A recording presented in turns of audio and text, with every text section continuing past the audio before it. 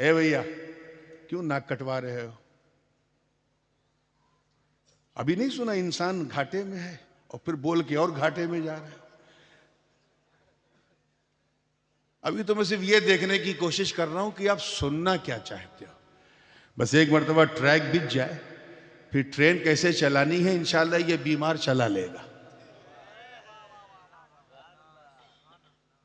امام فخر الدین رازی 4 اس کی تفسیر فرماتے ہیں، توجیہ فرماتے ہیں. پہلی تو یہ کہ فرمایا عصر سے مراد زمانہ ہے، مطلق زمانہ. یعنی اللہ نے زمانے کی قسم کھائی. کس کی قسم کھائی؟ زمانے کی قسم کھائی. زمانے کو اتنی اہمیت کیوں دی گئی؟ کیونکہ یہ وہ زمانہ ہے کہ اگر زمانہ نہ ہوتا تو ہمارا یہاں آنا نہ ہوتا. 24/7 زمانہ اپنی تقدیر کے ساتھ چل رہا ہے. وَالشَّمْسُ تَجْرِي لِمُسْتَقَرٍّ لَهَا. اس سے بڑا گواہ اور کوئی ہے ہی نہیں. یہ اگر آدم کی صفوت کا گواہ ہے تو نوح کی شجاعت کا بھی گواہ ہے. ابراہیم کی خلت کا بھی گواہ ہے تو اسماعیل کے ذبح و ایثار کا بھی گواہ ہے. یہ زمانہ اگر داؤد کی قوت کا گواہ ہے تو سلیمان کی حکومت کا بھی گواہ ہے. یہ اگر یعقوب کی استقامت کا گواہ ہے تو یوسف کے حسن و جمال اور سندرتا کا بھی گواہ ہے. یہ زمانہ اگر موسیٰ کے جلال کا گواہ ہے تو عیسیٰ کے جمال کا بھی گواہ ہے. اس زمانے نے بڑے بڑے فرائنہ، بڑے بڑے نماردہ بھی دیکھے.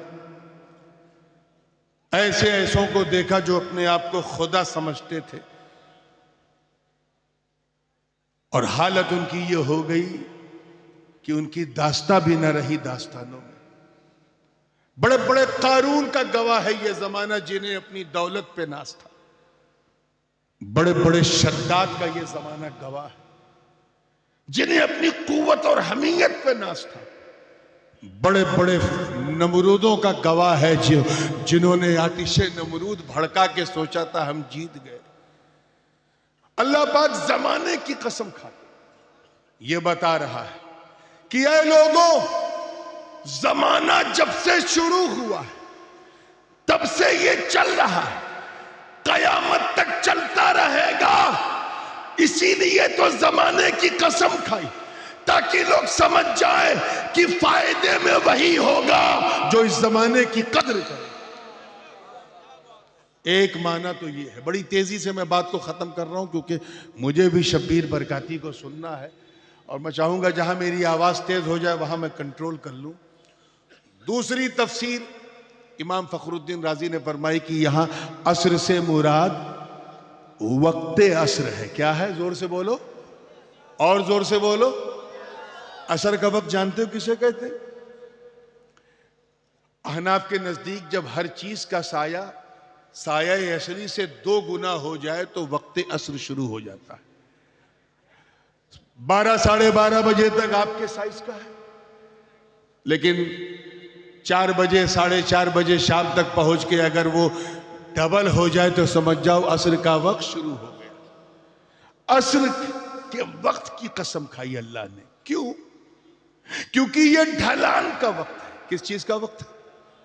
یہ اس طرف اشارہ ہے کہ جس طرح یہ آسمان کا سورج ڈوب رہا ہے.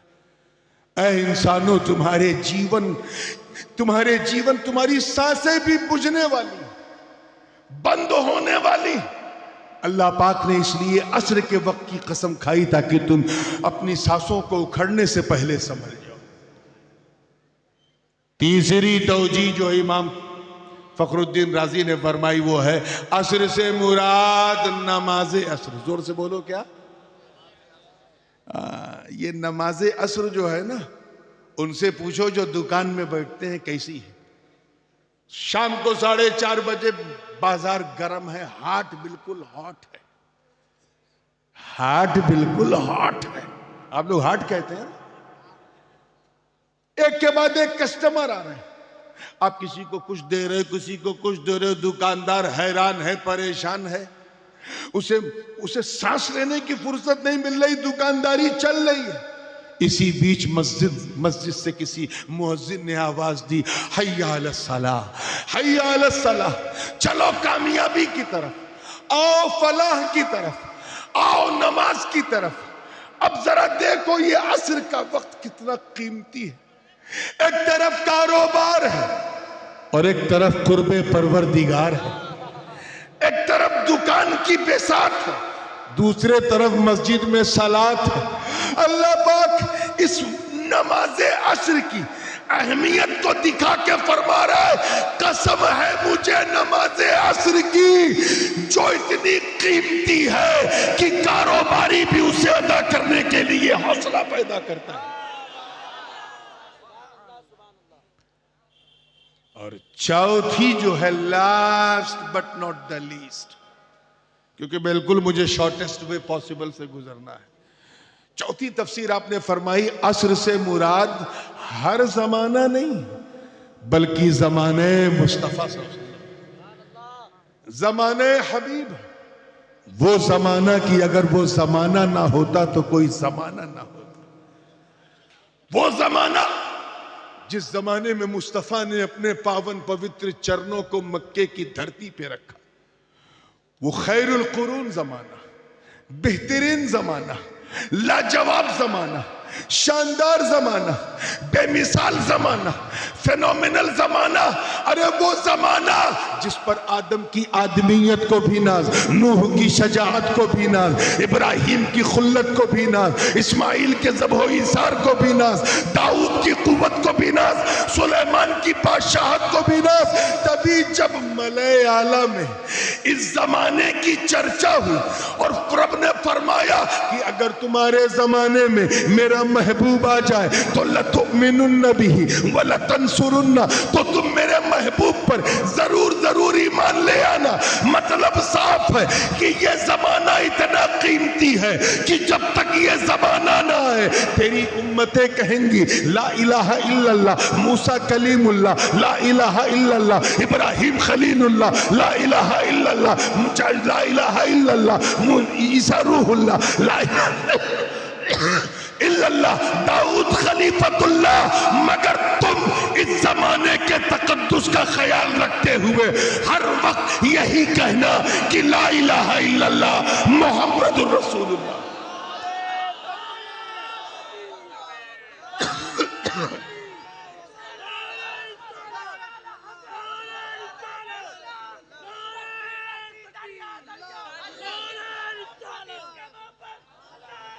توجہ، بیٹھو بیٹا بیٹھو۔ امام فخر الدین رازی سورہ بلد کی تفسیر میں فرماتے ہیں اللہ پاک نے مکے شہر کی قسم کھائی، توجہ، لا اقسم بہذا البلد، قسم ہے، یہ ہاذا اس میں اشارہ ہے، دیکھیں کتنے لوگ کیچ کر رہے ہیں، قسم ہے مجھے اس شہر مکہ کی۔ اللہ نے مکے کی قسم کیوں کھائی؟ توجہ چاہوں گا، دیکھیے گا، اس لیے کہ وہاں کعبہ ہے، ام القرآ، میزاب رحمت ہے؟ نہیں۔ کیا وہاں ملتزم ہے اس لیے قسم کھائی؟ نہیں۔ کیا وہاں باب کعبہ ہے اس لیے؟ نہیں۔ کیا وہاں رکن یمانی، رکن شامی، رکن عراقی ہے اس لیے؟ نہیں۔ کیا وہاں چاہے زمزم ہے اس لیے؟ نہیں۔ کیا وہاں ملتزم ہے اس لیے؟ نہیں۔ کیا وہاں صفا مروہ ہے اس لیے؟ نہیں۔ کیا وہاں حج ہوتا ہے اس لیے؟ نہیں۔ کیا وہاں منی مزدلفہ عرفات ہے اس لیے؟ نہیں۔ بلکہ وجہ کیا ہے؟ وَأَنْتَ حِلٌّ بِهَذَا الْبَلَدِ، اے محبوب قسم ہے مجھے شہر مکہ کی جس شہر نے تجھے اپنے آغوش میں لے رکھا۔ نعرہ تکبیر، نعرہ رسالت، نعرہ حیدری، حضور تاج العلماء۔ قسم ہے مجھے اس شہر مکہ کی اے محبوب جنہوں نے تیرے قدموں کا بوسہ لیا، اس شہر مکہ کی قسم جنہوں نے تیری زلفوں کی خوشبو سونگھی ہے، اس شہر مکہ کی قسم جنہوں نے تیری سانسوں کی ٹھنڈک کو محسوس کیا ہے۔ مطلب صاف کہ مکے کی قسم کھائی اس لیے کیونکہ مکہ مصطفیٰ سے منسوب، زمانے کی قسم اس لیے کھائی کیونکہ زمانہ محبوب سے منسوب۔ ایک بات اور سنتے چلیے، انہی سے پوچھا گیا، امام فخر رازی سے پوچھا کسی نے، حضرت یہ بتائیے کہ مکہ افضل ہے یا مدینہ افضل ہے؟ توجہ،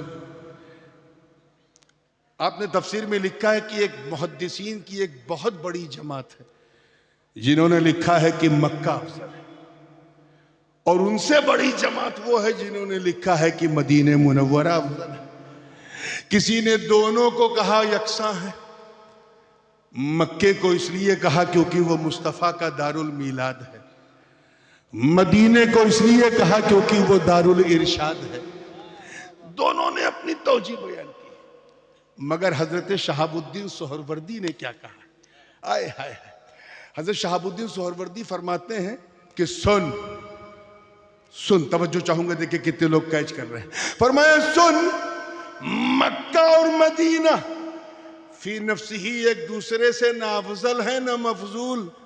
سچائی یہ کہ جب تک میرے نبی مکہ میں تھے مکہ افضل تھا، جب مدینے میں گئے تو مدینہ افضل۔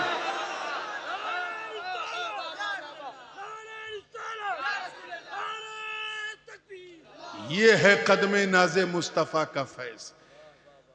آگے فرمایا سنو، مدینہ، اللہ اکبر، مدینہ تو شہر نبی تو جنت سے بھی زیادہ افضل ہے۔ میں ایک بات بتاؤں، یہاں یہ بات ذہن میں رہے کہ مومن کی معراج یہی ہے کہ وہ اپنے اعمال صالحہ نیکیوں کے ذریعے جنت کا حقدار ہو جائے، کیونکہ نعیم وہ نعمت ہے جس کے پیچھے سب کو جانا ہے، اسی میں فلاح ہے، اسی میں بھلائی ہے۔ مگر صوفیاء کرام کی تو بات ہی الگ ہے۔ حضرت شہاب الدین سہروردی فرماتے ہیں کہ سن، ابھی دیکھیں کتنے لوگ کیچ کر رہے ہیں، ابھی جنت بسائی نہیں گئی ہے، ابھی میدان محشر بپا نہیں ہوا، ابھی میزان نہیں لگایا گیا ہے، ابھی لواء الحمد نہیں تیار ہوا ہے، ابھی نبی مقام محمود پہ براجمان نہیں ہوئے ہیں، ابھی سورج سوا نیزے پہ نہیں آیا ہے، ابھی اسرافیل نے سور نہیں پھونکا ہے، ابھی قیامت نہیں آئی ہے۔ اس لیے جب تک قیامت نہ آ جائے، جب تک میرا نبی اپنی امت کو بخشوا کر جنت خود نہ چلے جائے، تب تک مدینہ افضل، جب مصطفیٰ جنت چلے جائے تو جنت افضل۔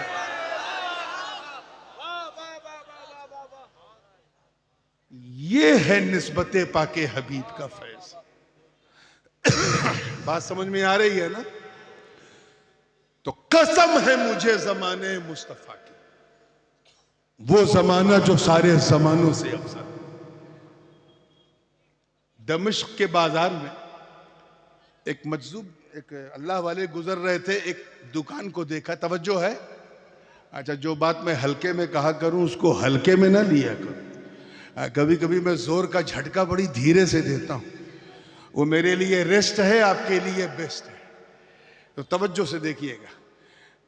دمشق، وہاں کی ایک اللہ والے گزر رہے تھے، انہوں نے ایک دکان دیکھی، برف کی دکان، برف والا چیخ چیخ کے جو ہے بیچ رہا تھا، جلدی میرا برف خرید لو، جلدی میرا برف خرید لو، اس سے پہلے کہ برف گھٹ جائے، گل جائے، 1 کلو سے آدھا کلو، آدھا کلو سے 1 پاؤ ہو جائے، میرا نقصان ہو جائے، خرید لو۔ وہ چلا رہا تھا، مجذوب پہنچے اس کے پاس، کہا کہ یہ اتنا اتاولا کیوں ہو رہا ہے، اتنا تاڑا تاڑی کیوں؟ ارے بکنے دو۔ کہ نہیں حضور، اگر یہ وقت پہ نہ بکا تو یہ پانی بن جائے گا اور میرے لیے نقصان ثابت ہوگا۔ حضرت فرماتے ہیں کہ جیسے ہی میں نے اس سے یہ لفظ سنا، مجھے یہ آیت یاد آ گئی، وَالْعَصْرِ إِنَّ الْإِنسَانَ لَفِي خُسْرٍ۔ قسم ہے مجھے زمانہ مصطفیٰ کی کہ انسان نقصان میں ہے۔ اب ذرا دیکھو، ہمیں جینا اتنا ہی ہے جتنا جیون ہم لے کے آئے، آئی کہ نہیں؟ کوئی 70 سال کا جیون لے کے آیا، کوئی 80 سال، کوئی 85 سال، کوئی 90 95، بس اب کوئی سنچری نہیں مار پاتا۔ پہلے لوگ भूखे मरते थे, अब खा खा के मर रहे हैं। हाइपरटेंशन है तो ब्लड शुगर है तो ये है तो कोलेस्ट्रॉल है, अल्लाह जाने क्या क्या है, ट्राइग्लिसराइड है, खा खा के मर रहे हैं।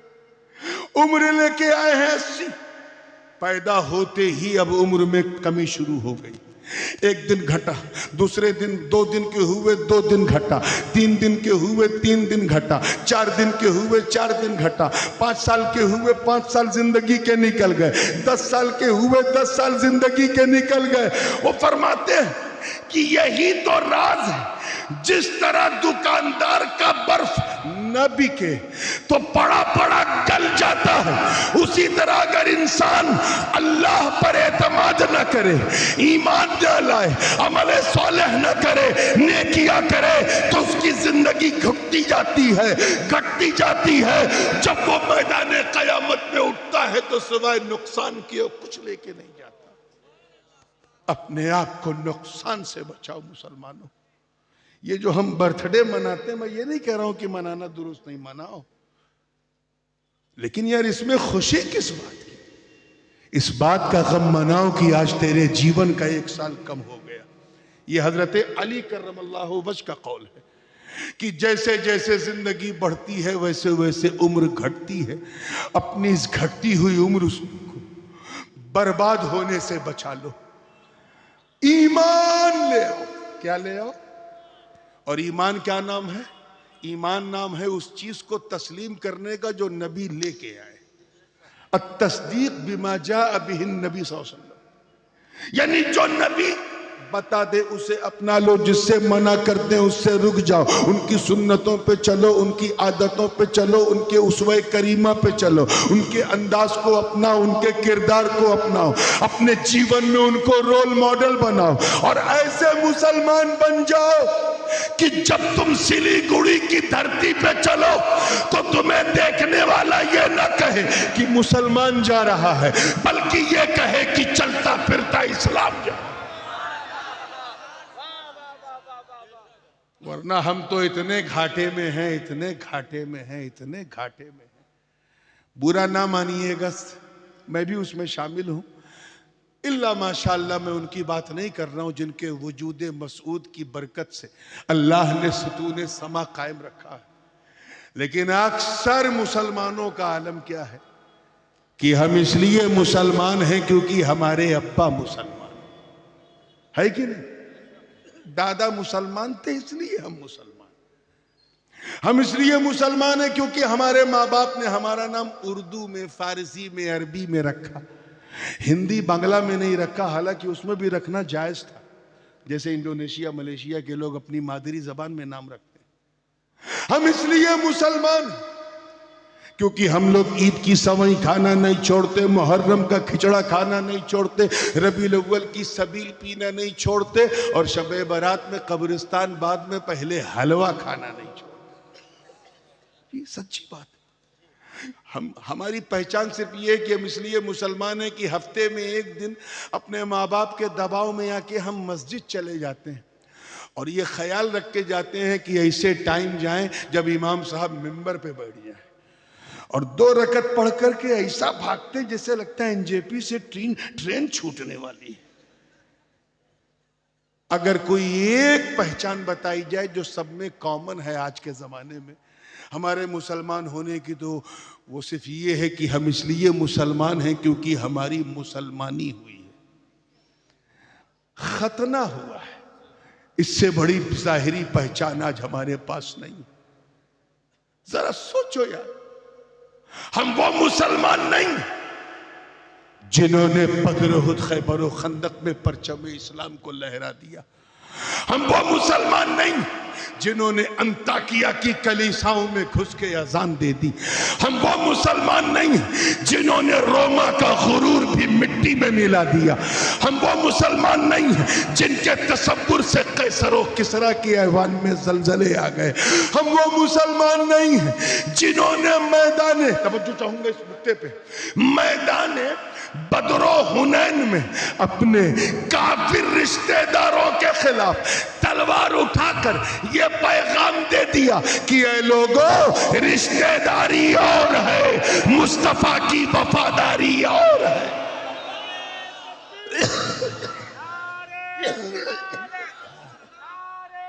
حیدری کتاب حضور تاج العلماء.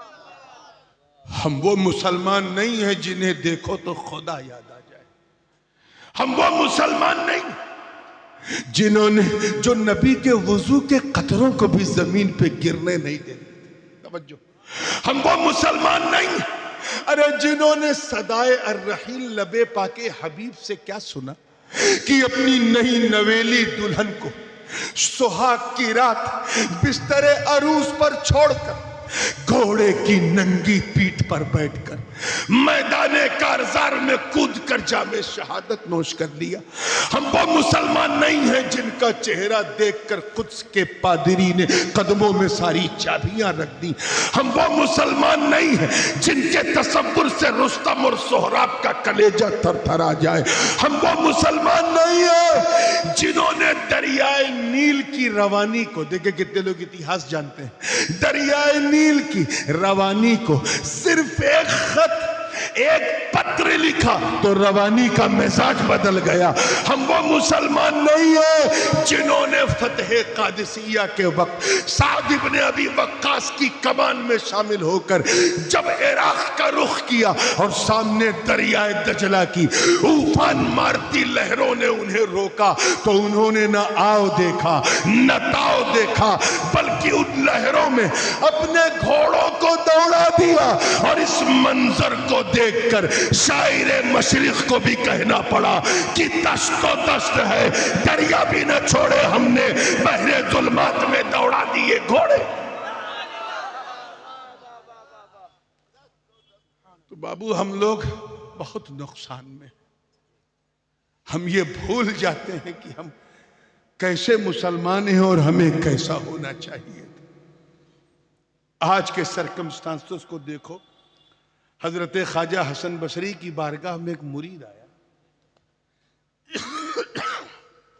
عرض کیا حضور اللہ حجاج بن یوسف کو ہٹا کیوں نہیں دیتا, بڑا ظالم, نام سنا ہے؟ یہ 4 لوگ بول رہے ہیں. حجاج بن یوسف بڑا کرو شاشک, اتنا بڑا ظالم تھا کہ ظلم شرمندہ ہو جائے اس کے سامنے. بصرہ کا گورنر تھا. اب آپ اندازہ لگا لیں کہ جس گرو نے اسے کرسی پہ بٹھایا تھا اسی گرو کو سائیڈ میں بٹھا کے ان کی کرسی پہ بیٹھ گیا. ایسا ظالم تھا. گرو جی کے زمانے میں جو سونے کے سکے چلتے تھے درہم و دینار, وہ دنانیر جو چلتے تھے سونے کے, ان کو آگ میں ٹگلا کے پگھلا کے, آج کی ماڈرن بھاشا میں کہیں تو ڈی مونیٹائز کر کے یعنی نوٹ بندی کر کے اپنے نام کا سکہ چلایا. کس نے؟ حجاج بن. اتنا ظالم تھا. حد تو یہ ہے کہ اس زمانے کا جو سب سے بڑا میڈیا ہے, آج بھی اگر مسلمان اسے یوٹیلائز کریں تو یہ سوشل میڈیا بھی سسک کے رہ جائے گا اس کے سامنے, جسے جمعہ کہتے ہیں. جمعہ سے بڑا کوئی میڈیا نہیں ہے جہاں ایک ہی سمے پوری دنیا میں ساری بات پہنچ جائے.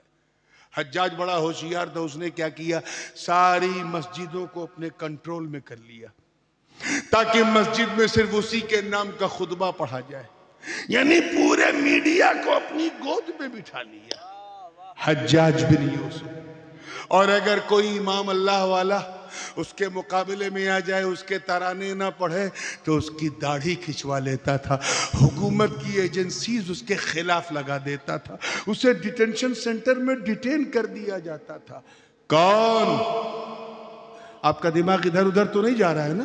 ہاں, جانا بھی نہیں چاہیے. حجاج بن یوسف اتنا ظالم.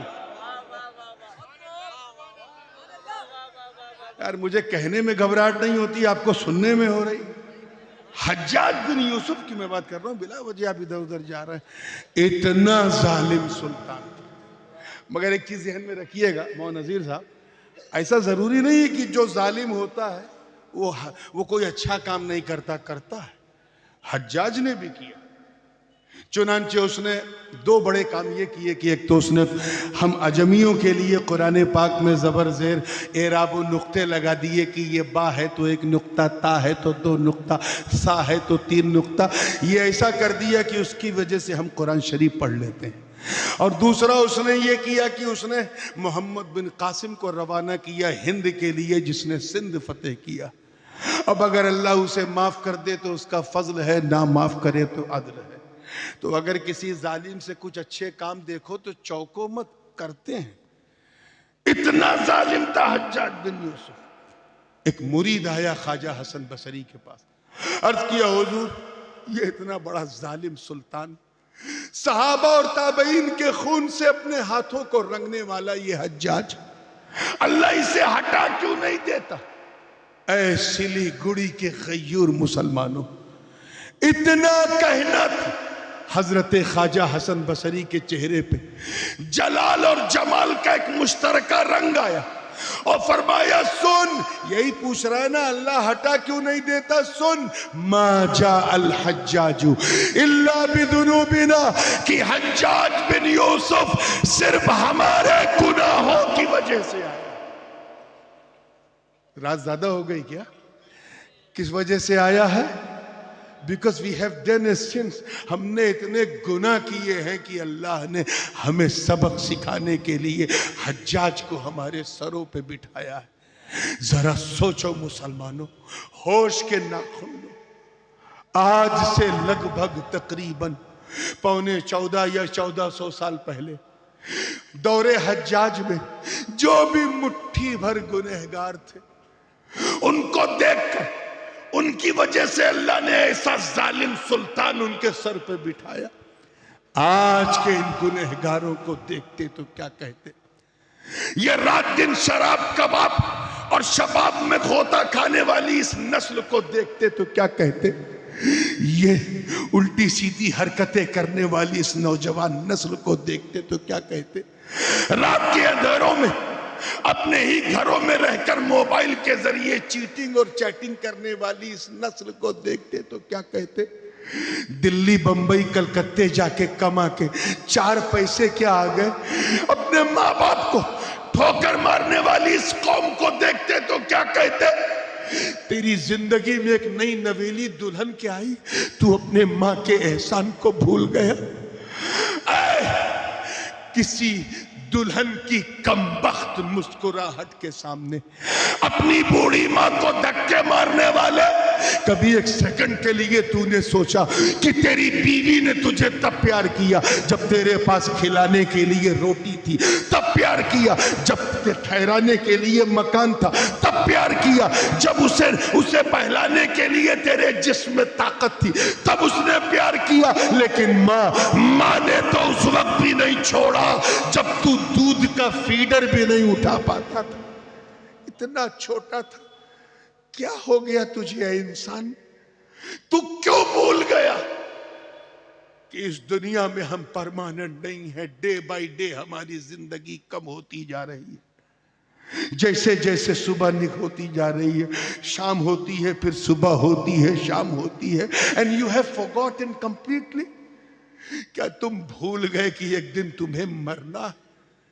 اس لیے اگر کامیابی کی منزل سے ہمکنار ہونا تو ایسا ایمان لاؤ، ایسا ایمان لاؤ کہ تمہیں دیکھنے والا کہے جب بندہ ایسا ہے تو مولا کیسا ہوگا، جب امتی ایسا ہے تو نبی کیسا ہوگا، ارے جب مرید ایسا ہے تو پیر کیسا ہوگا۔ اور صرف ایمان لانے سے بھی کام نہیں چلے گا، وَعَامِلُوا الصَّالِحَاتِ، اچھے کام کرو، نماز پڑھو، روزہ رکھو، حج کرو، زکوٰۃ دو، نیکیاں کرو، خیرات کرو، بھلائی کرو، اچھی سوشل ورک کرو، لوگوں کی مدد کرو، بیوہ کا سہارا بنو، یتیم کے سر پہ ہاتھ رکھو، دکھوں کا سہارا بنو، درد کا مداوا بنو، ایسے انسان بنو کہ لوگ تیری سیرت کو دیکھ کر مصطفیٰ کی سیرت کو مانیں۔ اتہاس ساکشی ہے میرے دوستوں کہ ظاہری طور پر، ظاہری چہرے بشرے میں تو میرے آقا بھارت میں نہیں آئے، مگر مظہر جمال مصطفیٰ کا پیکر بن کر، سیرت مصطفیٰ کا آئینہ بن کر غریب نواز آئے۔ کون آئے؟ زور سے بولو، اور زور سے بولو۔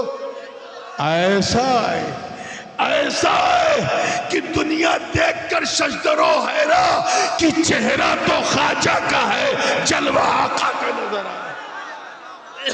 نعرے تکبیر، نعرے رسالت، نعرے حیدری، حضور تاج العلماء۔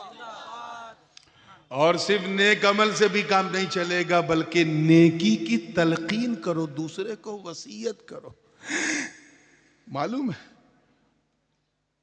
ایک روایت ہے، اللہ پاک نے حضرت اسرافیل کو حکم دیا کہ یہ جاؤ اور فلاں مقام پر میرے جتنے نافرمان بندے ہیں اس زمین پر میرا عذاب اتار دو۔ فرشتہ ہے، انہوں نے عرض کیا اے اللہ، اس میں تیرا ایک بڑا نیک بھلا بندہ بھی رہتا ہے، رات دن میں اسے سجدے میں دیکھتا ہوں شکر ادا کرتے ہوئے، اگر عذاب نازل ہوا تو وہ بھی ہلاک ہو جائے گا۔ اللہ پاک نے فرمایا جا اسے بھی ہلاک کر دے۔ کہا یا کریمہ کیوں؟ کہا سن، ان نافرمانوں کو تو اس لیے ہلاک کرنا ہے کیونکہ انہوں نے نافرمانی کی، اور اس نیک کو اس لیے ہلاک کرنا ہے کہ اس نے اپنی آنکھوں کے سامنے یہ بے حیائی دیکھی مگر بولا نہ، شراب پیتے ہوئے نوجوانوں کو دیکھا مگر ٹوکا نہ، زنا کرتی ہوئی نوجوان نسلوں کو دیکھا مگر روکا نہ۔ اس لیے مسلمانوں، تم خیر امت کا حصہ ہو، تم پر ضروری کہ تم اچھے عمل کرو بھی اور دوسروں سے اچھے عمل کراؤ بھی، اچھے انسان بنو بھی، دوسروں کو اچھا بناؤ بھی، تاکہ تمہیں دیکھنے والا یہ کہے کہ یہ سچا اولیاء اللہ سے محبت کرتا ہے۔ کیونکہ اللہ والوں نے کیا کیا؟ اچھے عمل تو غوث پاک کا اعلان کر رہے تھے، بغداد کیوں آئے؟ سنوارنے کے لیے۔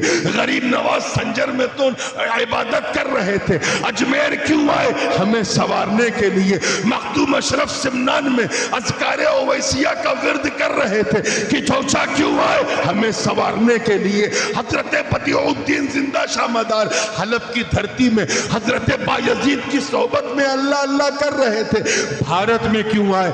ہمیں سنوارنے کے لیے۔ ہمیں یہ نہ دیکھو سنوارنے والا مست ہے یا ملنگ ہے، یہ نہ دیکھو کہ مست ہے یا ملنگ ہے، یہ دیکھو کہ جسے دیکھو تو خدا یاد آ جائے، اسے دیکھو تو خدا یاد آ جائے، اور دل کی تختی پہ لکھ جائے کہ جب اس کے جمال کا یہ جلوہ ہے تو بنانے والے کا جلوہ کیسا ہوگا۔ عزیزان ملت، وَتَوَاسَوْا بِالصَّبْرِ، ظاہر ہے کہ جب آدمی ایک دوسرے کو نیکیوں کی تلقین کرے گا، بھلائی سکھائے گا، اپنے بچوں کی اچھی تربیت کرے گا، تو راستے میں شیطان رکاوٹیں بھی پیدا کرتا ہے۔ اللہ پاک فرماتا ہے چوتھی کنڈیشن کامیابی کی یہ ہے کہ اگر ایسی رکاوٹیں آئیں تو تم اس پر صبر کرو۔ کیا کرو؟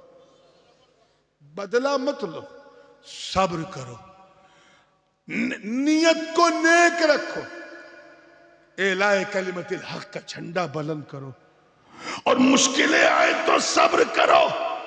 کیا تم نے دشت کربلا میں نہیں دیکھا؟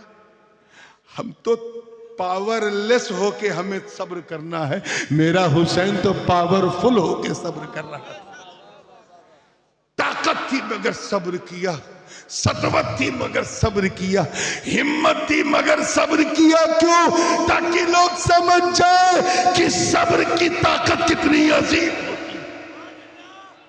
جبر کرنے والے یزید کو دنیا بھول گئی، مگر صبر کرنے والا حسین ہر دل میں موجود ہے، ہر جگہ میں موجود ہے، ہر شہر میں موجود ہے، ہر قریے میں موجود ہے، ہر ملک میں حسین، ہر بر اعظم میں حسین، دریا کی روانی میں حسین، صحراؤں میں حسین، دریاؤں میں حسین، پہاڑوں میں حسین، جنگلوں میں حسین، امریکہ سے لے کے آسٹریلیا تک حسین، یورپ سے لے کے افریقہ کے جنگلوں تک حسین۔ ارے صرف رٹے رٹائے نعروں میں نہیں، بلکہ سچی بات یہ ہے کہ بستی بستی میں حسین، قریہ قریہ میں حسین۔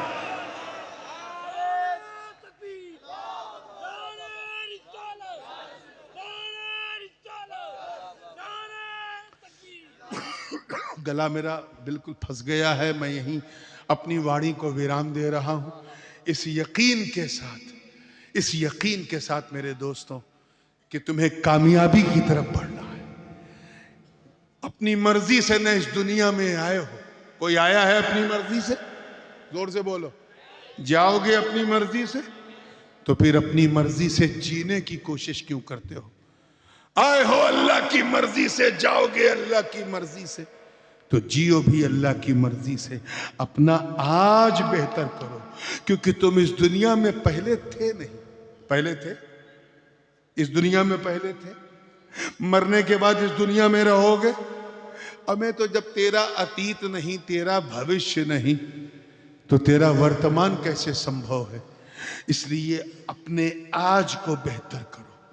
اٹھو تو توبہ کر کے اٹھو، ایک بہتر انسان بننے کی نیت سے اٹھو. اور حضرت داتا ملن شاہ کی چوکھٹ پر یہ عہد کر کے اٹھو کہ اب ہم نقصان اٹھانے والوں میں نہیں، فائدہ اٹھانے والوں میں رہیں گے. مولا کریم ہم سب کو سچا، پکا، سنی، صحیح العقیدہ مسلمان بنائے رکھے. وآخر دعوانا ان الحمدللہ رب العالمین. السلام علیکم. ابھی تو جلسہ آدھا ہوا ہے، اب انشاءاللہ جناب شبیر برکاتی صاحب اور آپ ہوں گے. ذرا سنبھالو.